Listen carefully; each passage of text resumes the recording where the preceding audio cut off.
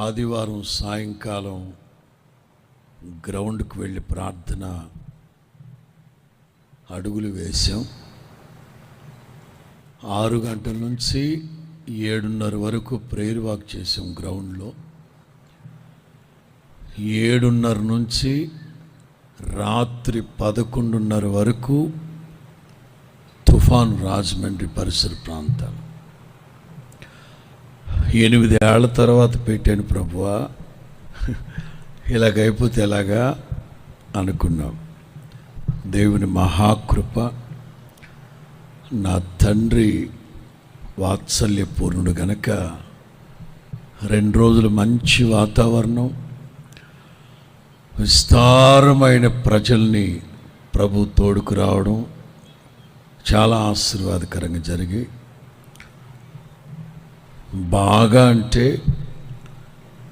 బాగా అలసిపోయినాను నేను. తెల్లవారుజామున 4 గంటలకు పడుకున్నాను. 7 గంటలకంతా కాఫీ తాగి రెడీ అయ్యి విజయవాడకు వచ్చాను. నా మనసులో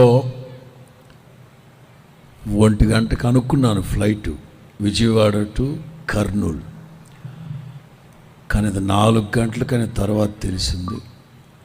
అయినా అక్కడ కూర్చొని ఎక్కాను. విమానం దాదాపు కర్నూలు దగ్గరలో 1 గంటలో దిగుద్దనంగా భయంకరమైన కుదుపు విమానంలో వాళ్ళందరూ కేకలంటే కేకలు. అంతకు మించి విమానం దిగుతుంది. ఐ థింక్ ఇంత ఎత్తు, ఎయిర్పోర్ట్లో 100 అడుగులు ఎత్తుకొచ్చేసింది దిగడానికి. ఏమైందో తెలియదు కానీ మళ్ళీ నెట్ట నిలువుగా పైకి లేపి బలవంతంగా పైకి తీసుకెళ్ళాడు. అరగంటకు పైగా కర్నూలు చుట్టూ చక్కర్లు కొడతా ఉంది విమానం. ఏమైందో చెప్పట్లేదు. ఫ్లైట్లో ఉన్న వాళ్ళందరూ కేకలు. నేను అనుకున్నాను, పోతే పోయిందిలే, సభలు అయిపోయాయి 2 రోజులు, ప్రశాంతికి ఇప్పుడు వెళ్ళిపోయినా ఇబ్బంది లేదు. ఎక్కడికి? ప్రభు దగ్గరికా అని అనుకున్నాను.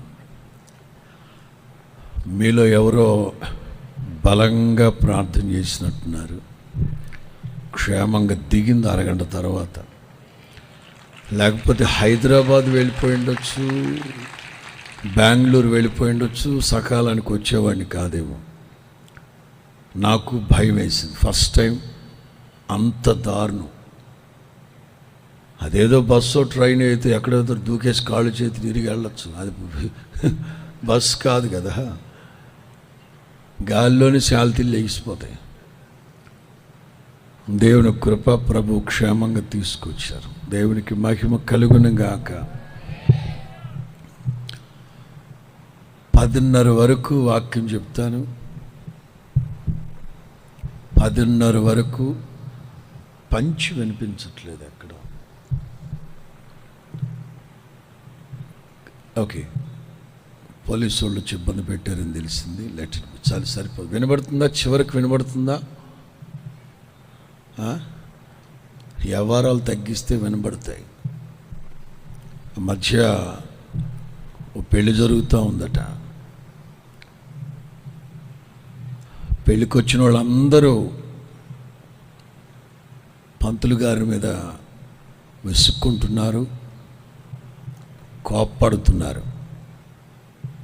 పెద్దగా చదవా పంతులో, పెద్దగా చదువు, మంత్రాలు పెద్దగా చదవమని పంతులు గారి మీద కోప్పడుతూ విసుక్కుంటున్నారు. చాలాసేపు ఓపిక వహించిన పంతులు గారు అన్నారు,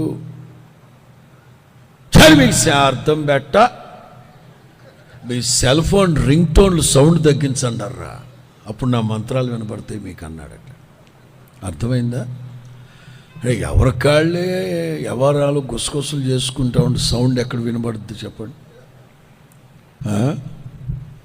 మంచిది. ఖచ్చితంగా 10:30 వరకు వాక్యం చెప్తాను. తదుపరి సేవకులు మిమ్మల్ని ప్రార్థనలు నడిపించేటప్పుడు ప్రత్యక్షత కోసం, దైవ ప్రత్యక్షత కోసం ప్రార్థన చేసుకోండి. ఇంతవరకు నేను ప్రభువుని చూడలేదు, యేసయ్య ముఖ దర్శనం ఫోటోల్లో చూడడమేను, క్యాలెండర్లో చూడడమేను, వాల్ పోస్ట్లో చూడడమేను, ఇంతవరకు నాకు ఆ ప్రత్యక్షత లేదు అని అనుకుంటే ఈ రాత్రి ప్రార్థన చేసుకోండి. ఖచ్చితంగా నా ప్రభు తన స్వరూప దర్శనం చేత మీ ఆశను తీర్చునుగాక. ఆమేన్.